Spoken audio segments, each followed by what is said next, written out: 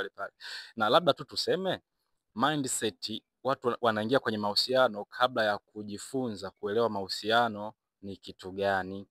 Kwa mtu anafikia anaenda kwenye mahusiano kutengeneza ownership, to own somebody. Hajui kwamba anaenda kuungana na nguvu nyingine ili wawe nguvu kubwa zaidi. Na wawe nguvu kubwa zaidi. Kwa sababu huyu ana nguvu na huyu ana nguvu, wamekutana wanakuwa na nguvu kubwa zaidi ili waweze kuitawala dunia na vitu vyake.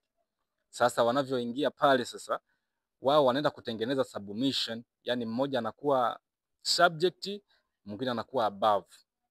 Sasa aliyoko above manake he have to fight for the family au for the relationship. Sasa anatakiwa aende a struggle apate kitu amlete mke au mpenzi wake. Sasa hapo kwenye kutafuta vitu na kumletea huyo, siku ndio unaenda mpenzi wako. Unatafuta unamletea huyo mpenzi wako. Kumbuka kile kitu unachomletea huyo mpenzi wako kwanza unakipenda. Na hicho kitu kama unakipenda, energy yako inaingia ndani ya hicho kitu. Sasa unavyokichukua kile kitu, tuseme ni gari au fedha, si ndio? Si energy yako inapenda fedha, ndio maana umeamua kumpa mtu kama zawadi. Sasa unachukua energy yako unampa yule.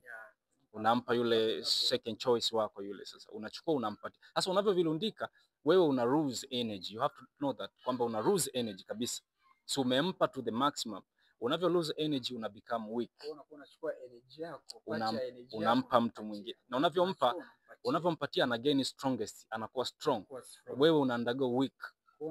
Kwa hiyo you become weaker and weaker and weaker to the extent. Sasa unavyokuwa weaker and weaker, you have to die, kwa sababu weaker person hana haki ya kuishi katika ulimwengu. Si maisha. Inabidi ufe ili aishi, kwa sababu yeye ni very strong kuliko wewe.